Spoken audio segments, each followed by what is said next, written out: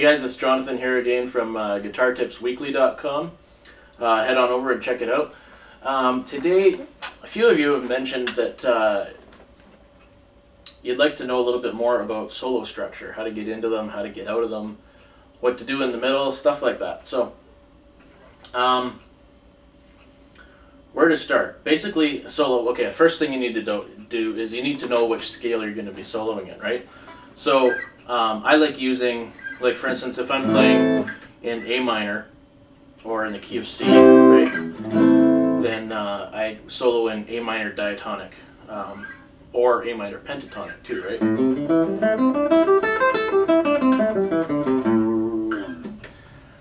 That's A minor pentatonic, right? So, once you know where you're going to be soloing, that's a really excellent first start, because you don't want to be fumbling that one up as you're trying to grab your first lick, right? Know where you're going to go. Getting into the solo, sometimes I like doing, I don't know, there's any number of things you can do. You could do a little run, and I'm not tabbing, this video isn't about licks or stuff like that. I'm not tabbing out any of this stuff. I'm just showing you some things. You know, you could, and then go into your solo, or you could start off with like a nice big string stretch, or you know, whatever you want, like an interval or something like that.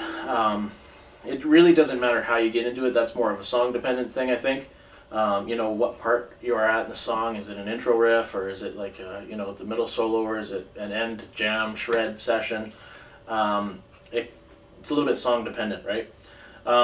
During the actual solo, now it really depends. If you're in like a 12-bar blues, for instance, which is a good example. You know, a lot of 12-bar blues kind of move through the 1-4-5 progression. By the way, I got a full-length lesson on 1-4-5 if you go to 145.com, spelled out with the letters. I think you'll like that. A lot of people are telling me that's giving them a new understanding of, you know, how the fretboard works, and really kind of unlocking some of the secrets of the fretboard, if I may say so. Anyways, 12-bar blues often run through the 1-4-5 progression, or they'll throw in the, you know, the relative minor.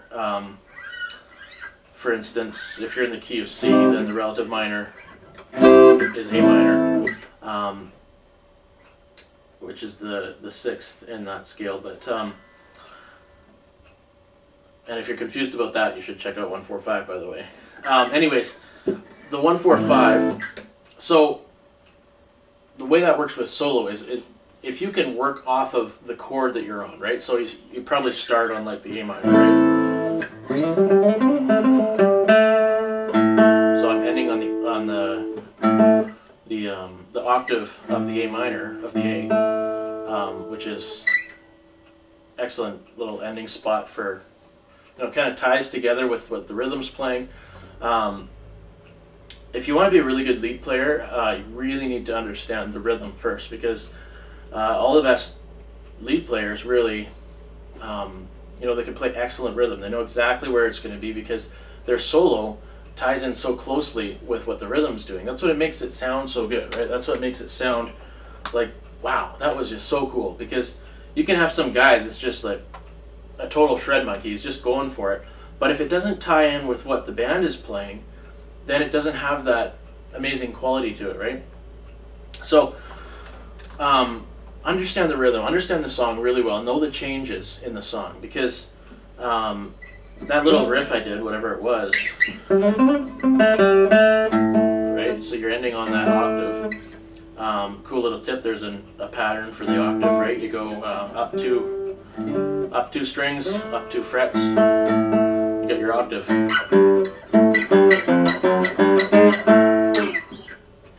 Everywhere in the guitar except when you cross the B string. Okay, so get used to that pattern. And that's a 4th, and that's a 5th. Little patterns everywhere in the guitar.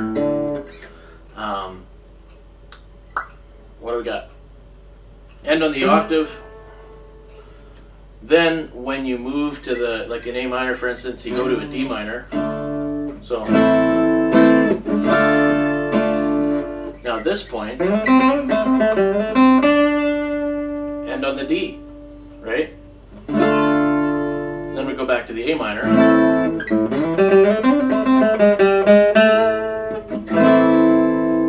And then there's probably an E minor, which is the 5 in there.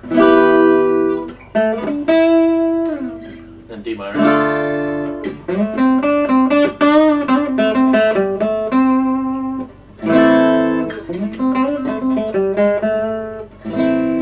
So in almost all of those changes, I was always just following along and actually playing the octave note of the chord change, right? So that's a really simple way that you can make it sound good. It's almost guaranteed to sound good. It's just, if they're playing an E minor and you're kind of working off of an E note, it's going to sound great. Same as, you know, they play a D minor and you play a D. Why not, right? So that's a cool idea. Just follow along the chord changes, you know, work off of the, that's where it really helps to know your scale, know where your root notes are, know where the 1, 4, 5 is in the scale. Basically that's, you know, that's a little roadmap for in the middle of a solo, right? If you have to do like a 12-bar blues solo. It's totally different. Like if you're doing one of these bluesy kind of, you're just doing like a, you know, some funky E9th chord for like 120 bars. Who cares? Do whatever you want, right? You don't need so much of a structure. But if you're in a 12-bar blues where they're actually changing chords and stuff like that, it's really useful to actually follow along with them. So give that a shot. For ending, basically come out on the octave. That's a safe bet. I mean, there's any number of ways to end it, and goodness knows, like, great, amazing guitar players end it on different places all the time. But if you're just starting out, hit the octave. It's easy. It's a good place to end. It sounds great. You're guaranteed it's safe, right? The last thing you want to be doing, and try to have something in mind of where you want to be, because the last thing you want to be doing is, you know, finishing your solo on like a passing note, right? You're grabbing this passing note just as everyone's, you know, waiting for the song to resolve, and you're stuck on a passing note, right? So have an idea in your mind of where you want to be, right? Know where your octaves are. So that's A there. And this should be obvious, but some people don't think of it right away. But notice that the two E strings totally mirror each other, right? So if you know your string names down here, your fret names and stuff like that, they're right there, and the same thing on the 6th string, right? So you know this is an A and that's a C. Same as right there. So get to know your string names, get used to where they are in the patterns and the scales, because that way you know that you can look at it from a pattern perspective. You know, I'm playing here in G sharp, and my brain doesn't immediately think, oh, this is a G sharp, but I do know, oh, this is up here is a G sharp on the 6th string. I know that one. Therefore, you know, do the little pattern trick where you go up 2 strings and up 2 frets. It's kind of like a chess move, right? With the knight, it kind of does the L-shaped thing.